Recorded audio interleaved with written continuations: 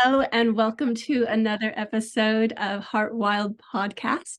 I am honored today to be sitting with one of my most influential yoga teachers, Luke Ketterhagen. Hello and welcome. It's so good to see you. Thank you. It's so great to see you too, Carrie. For those who need a little history on who you are, you've been teaching yoga for almost 18 years. Is that about right? Yeah, that's right. And you've been with the Himalayan Institute. That's right. That's actually kind of a big deal. No one just like walks up and says, "Hey, I want to teach here." Uh, Yeah. you have to be really involved with the community, really engaged with them for some period of time. And they have a global influence. And with your kind of experience with them, that enabled you to have a global exposure as well. And you touched people either from a virtual class all the way up to an international retreat anywhere around lots of places around the world. And I've taken some of your workshops, and I guess that's kind of what got us here today. And so, before we go into deep, I love to share with people how we met. I was getting my yoga certification in San Francisco with Rusty Wells, and you were out visiting as one of the guest teachers, and you taught us how to breathe. And when I joke about it, but it's true, you taught me how the importance of breath and being able to manage our state with it. And that had led me down a road where I can live a much better quality of life just by learning how to breathe. So Okay. that's how I know you. The breath is so transformative. And what I just love about it, I think more than anything, is it's not something I really actually have to. I mean, I teach and instruct and support, but I'm just helping people relearn. I'm helping people remember. And and that remembering that people have, that relearning that people have is just remarkable. Just the looks on people's faces. Oh, yeah. Oh, and by the way, you do this 21,000 times every day. You know, that's so you got it. So Yeah. I remember that training, love it. Yeah, it was great. And then so that's basically how we got to this point today to talk. 'Cause you're such a great teacher and you found yoga. I would say you've been guiding yoga on how people can improve their lives. That's something that came to you early on in your life. Do you want to share with us how did you say yes to committing yourself to an ashram? Wow. Okay. Maybe I can go back a little bit, even before that. Absolutely. The seeds were planted earlier. Um, what happened when so my sister is 6 years younger than me.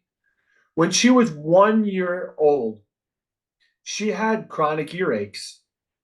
And my mom was a nurse, and amoxicillin, penicillin, get a shot in the bum, okay, it's good, 6 weeks, whatever. They come back again. It just kept recurring.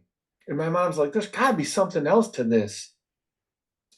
So she looked in the newspaper and she see an advertisement for a wellness naturopathic doctor near us in Milwaukee when I was living in Wisconsin at the time, growing up. And so went, took my sister Anna there and one appointment and one homeopathic remedy, and Anna never had an earache again. Mm. And my mom's like, my mom's kind of sarcastic too. So she calls him up. She said, "Hey, any chance you're good at anything other than earaches?" He's like, "Well, yeah, homeopathy is good for a lot of things." So he became our primary healthcare provider. So I was 7. What happened was he started to train us and teach us on other things. It turns out, like the neti pot and other things on the side, turns out when he was in his 20s, he spent a year at the Himalayan Institute in residence. Hmm. So he taught my dad and mom meditation, and little by little was teaching us all sorts of other things. So some of the seeds were planted. I always knew I wanted to help people.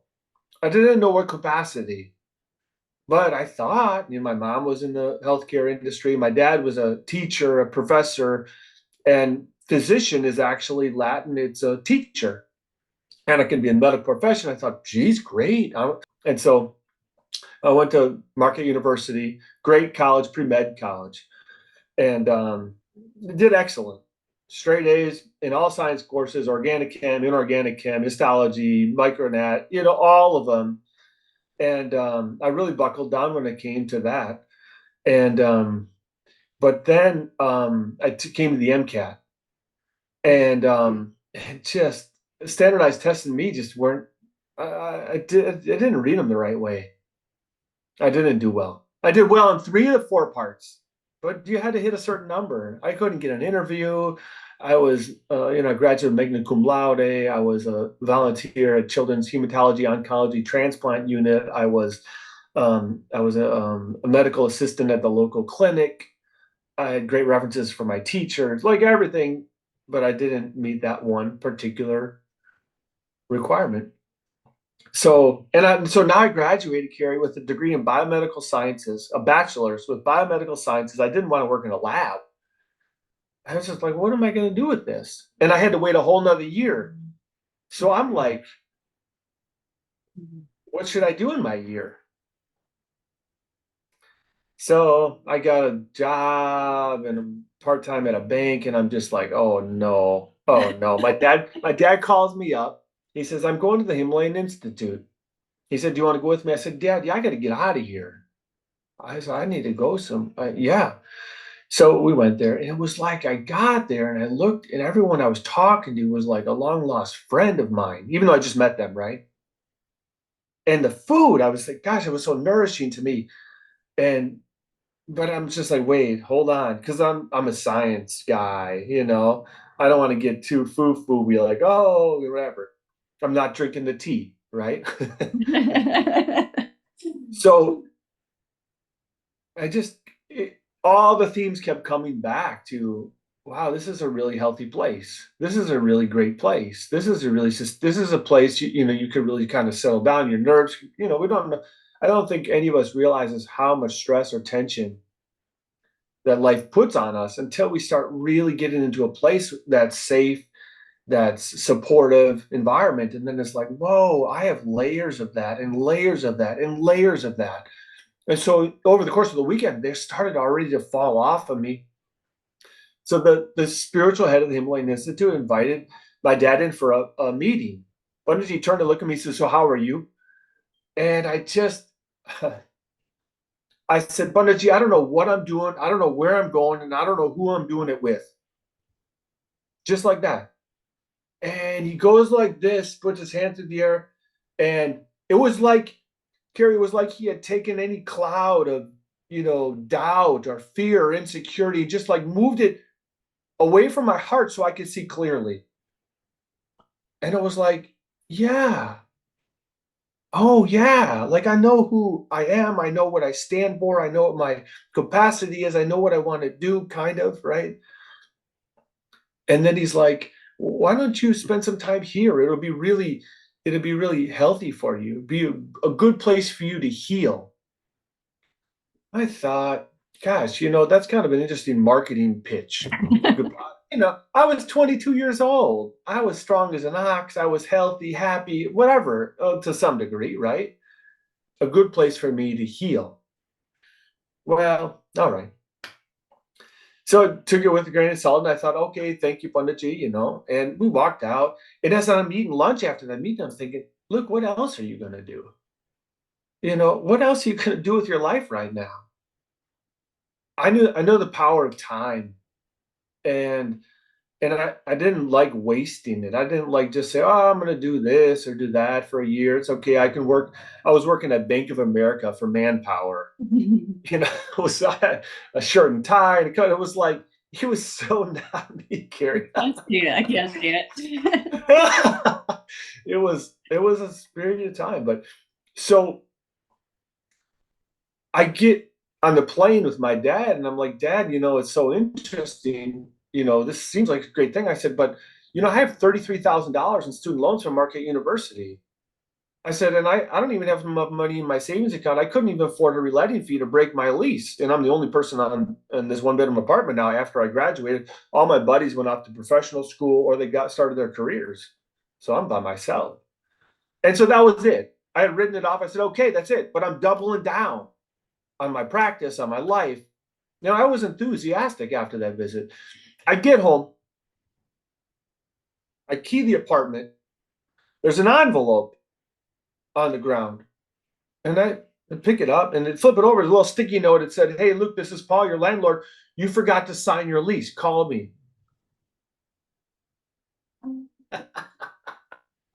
I just looked up and I said, okay, I got it. I got it. I called him up. This is Sunday. We had the weekend finished Sunday.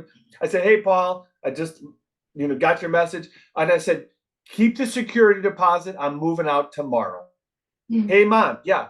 Hey, Mom, you mind helping me move out of my apartment? Oh, sure, Luke, but why? And I said, just, can you come? I'll tell you all about it. Moved out, packed up, drove to Fond du Lac, my parents' house. My mom's birthday was on August 16th. On August 18th, I took off and went to the Himalayan Institute. And when I got there, I thought, well, this would be a great place for me to study for my MCAT. Right? No distraction. I had kind of a gap year built in. And because in my mind, I'm thinking I still got my path, and now it's laid out perfectly for me. All this fabulous vegetarian food, 400 acres in the middle of the Poconos, yoga class, meditation training, the meditation room, the community, Sangha, everything is like perfect. I set up my own little room, studied, got all these Kaplan test prep course materials, and I was studious. It was great. I went to Scranton, which is close to Honesdale, where the Himalayan Institute is, and I took the test. 4 weeks later, and I opened it up. I was so excited. Carrie, it was like they had taken a photocopy of the last time I took the test. And I look at the date, and I said, this must be something wrong, because they score the MCAT. They take all the scores, and they grade them by a bell curve. And each of the 4 tests is graded individually. I got the exact same score, including the exact same score on the writing sample and everything. I thought, and that scratched I'm like, it was so weird. So I went to Panditji. I said, Panditji, I said, I got my test scores back. Oh, wow. How did you do? And I said, the oddest thing, it's like I made a photocopy the last time I took it. The scores. Ha, ha, ha. He kind of laughed. And I thought, okay. And I said, he said, Luke, do you want to be a doctor that could help 100 people, or would you like to be somebody who could help 100 doctors? Oh. And I thought, gosh, Panditji, I said, Panditji, I said, wow, you know me. I said, I've always wanted to help as many people as I possibly can. I didn't care about title. I didn't care about all of that. It just seemed like that was a good fit for me. The teacher training program I completed in August of '99, and I've been teaching ever since. Oh, that's a good story. And so basically, it's been your path, but you didn't have to go searching for it. Your path literally came to you. Yeah, that sounds about right, Carrie. And so back to when when he put his hand over when you were in the room with your dad, and he did that sweep. Was it just basically he was just calming? Do you think his energy was able to just calm you and give you a place where you could just be in a good space?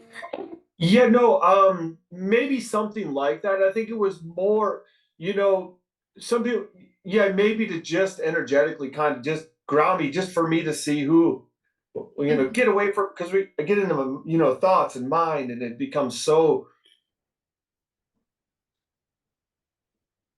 counterproductive to really answering and figuring out what's happening when we get into the mental minutia of coming from fear or guilt or doubt or regret it's just this endless cycle of suffering, internal suffering. And that's what I was doing. And it's Mm-hmm. like, wait, no, we're all beautiful lights. We all have great, fabulous potential. And it's just a matter of accessing that. And so he helped kind of move away that minutia and be like, hey, Luke, no, this just see who you are. Like, oh yeah, yeah. So that's it. Yeah. Yeah, and well, it sounds like that was like the very point, the very seed that was planted, and then it just Yeah. and so Mm, you had that seed planted, and you've been on that path. But yeah. we are humans, and we Yeah. evolve, we change. Yep. Yep. Have you ever been going around on this path and then stopped and said, maybe this isn't for me. Maybe I need to do something else. Have you ever had that experience? Oh my gosh, a lot. So many times. And You what know, do you do? so a lot of it, I guess, was financial too, is trying to figure out how as a yoga teacher am I going to support family, and so it's like, well, maybe I should do this or do that. And I would literally start, going to a job site, or I would literally go to start the process of going in that direction, and something like crazy weird would just totally happen and divert or change me, and I'd be like, what are you doing? I could do a lot of different things, but I cannot see myself being happy, real happy doing a lot of other things. And so it's taken reflection to look back and be like, we all can do a lot of things, but in my mind, I go back to the real place of suffering that I was at after I didn't get into medical school at Marquette. And I'm like, what am I doing with my life? And I remember that mental and emotional and energetic space so well that I actually was, in a way, I would transport back to that and be like, Luke, that's where you were. You were confused. You were lost. You found your path. Don't lose faith in it. Just buckle down, do what you do, put one foot in front of the other, and do your best. And things will work out. Things will happen. And sure enough, that's how I've always gotten through it. You hit a difficult time, you start to ask a lot of other questions that are not related to what's actually causing the difficulty. And so it's like, oh, wait, no, no, pull it in, Luke, and I have personally gained so much. My whole life shifted, Carrie, coming to the practice of yoga. My whole understanding of the world, my whole understanding of why humans, why we're here, what we're doing. Like, my whole philosophy shifted and changed. And I see that I could communicate that to other people who are asking, even if they're not verbally asking. I can see it on their faces. I can see it in their actions. They're asking the questions I was asking. And in some way, I take it as a responsibility to be, I want to do whatever I can to help people answer that question. They don't even know they're asking yet. That's Well, what's got me through. that's so yeah, it's basically saying, hey, I know what it's like to not be on this path, and I like this path, and so I just need to stay on this path. Yeah. And so what do you do when you see people who, like you said, who you can help? They don't, maybe they don't know yet where they are. They just haven't had the opportunity yet to have that awareness. Well, first I have to exercise a great amount of patience, because the timing that I want, because I'm really excited. I'm an excitable person, and so I want to go. Let's go. Hey, you just met me. You don't know me from Adam, but I think this is gonna totally help you. And they look at me like, dude, you're like a little bit crazy, and then they don't want anything to do with me. So I've done that a couple of times. So first I exercise patience, and then it's just communicating with people where they're at, in whatever way. Mhm. And then it's asking questions and planting a seed. Um, but I have to make sure it's not my timeline. Yeah. And Patience, that's been a big, that's a base, patience has been it. You patience know, and I interface. have a really very real example. So this, when I lived in New York 3 years ago, um, um, a lady emailed me and she said, "Hey, I'd like to train with you. Let's do virtual right now because she was in Brooklyn. It was hard for her to come up to Westchester County." And I said, "No problem." So we started doing that. Then the pandemic hit, and we already had a format, so we were doing this. Her husband was so skeptical of everything. He didn't want anything to do, super high tech, techie guy. And but she would tell me all the time, "Luke, my husband would really benefit from, another guy, this kind of." And I said, "Sure." I said, "I'm happy anytime." And it just went on and on for the longest time. So we were kind of courting each other through his wife for years. So I would send her a message to give to her husband. He would ask a question to her to ask to me. And it was like this thing. So today, actually, before this podcast, I had my third session with him. And how are you? How do you feel? He said, "I feel fantastic after each of our sessions." And I said, "Is that true today too?" He said, "Absolutely. I feel so open. I feel so good." He said, "How do you think I'm doing now?" And he said, "Based on my age and the fact that I've never done this before." And I said, "Well, can I ask how old you are?" He said, "I'm in my mid to late 60s." I said, "Well, first of all, you look fantastic." And I said, "Keep up doing what you're doing."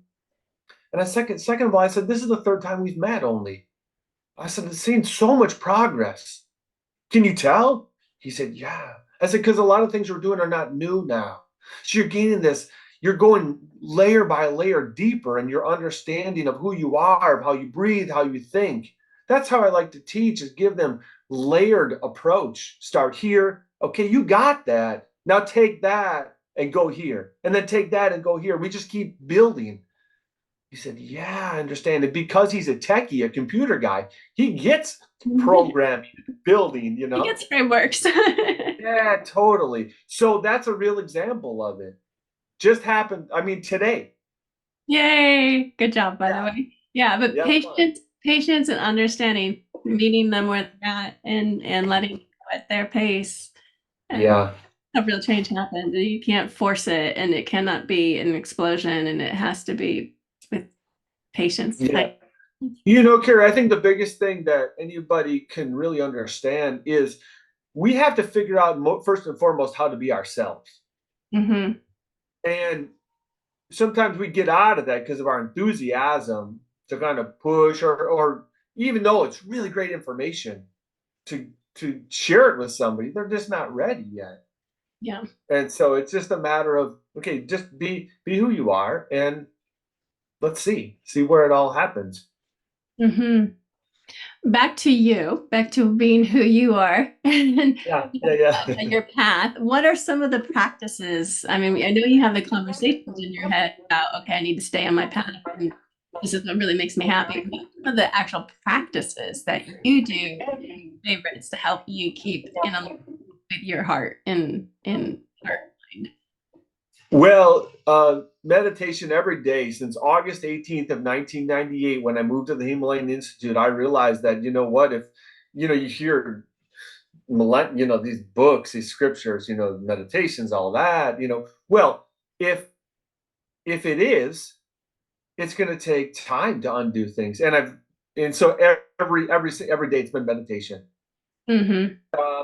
And then asana at times when I need it. But what really serves me is some quiet time in the morning. I wake up and I'll make my homemade chai tea and I sit on the ground, and I roll around and I stretch a little bit. I have a sip of my tea and then I read something from a scripture or a book that's important to me now or but it's that grounded time. Whenever I feel a little bit out of whack, a little bit out of balance, a little bit um, other than me, let's say, I go away, like upstairs or wherever, and I just sit on the ground and I do some stretch and I lay down.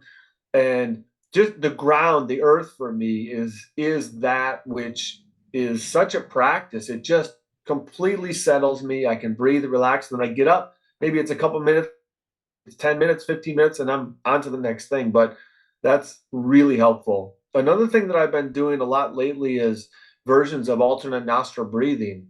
There's so many nervous system things that get us, and we don't know, and so getting out of emotion and making sure that I'm coming from a place of groundedness and support. So balancing the right and the left hemisphere, the sympathetic and parasympathetic nervous system, like that's what it's all about. And so this specific practice of Nadi Shodhanam has been really helpful. Agni Sara, a deep abdominal practice to awaken the solar plexus and the vagus nerve and balance all the organs, is something I do regularly. And other things. I love to sing, Carrie, and so I do a lot of chanting. I do a lot of chanting of shlokas and suktas and sutras and prayers and all of it. Singing and breathing. Yeah. Yeah. That's great. Yeah, that's it. Actually, there's another lesson that you taught me besides breathing, and you also will go real about the morning, because you said you get up in the morning and you get grounded with your tea. Why the morning? Why the importance of the morning? It's the foundation for what I build the rest of my day with. It's also because the night you're in the subconscious, so you've kind of unconsciously ruminated on a whole bunch of stuff, processed a whole bunch of stuff. There's kind of a blank slate. So I feel like I sit down and I ground and I read a scripture, or I just be and figure out what I want to do, how I want to act, where I want to go from. It sets a great foundation for that next day.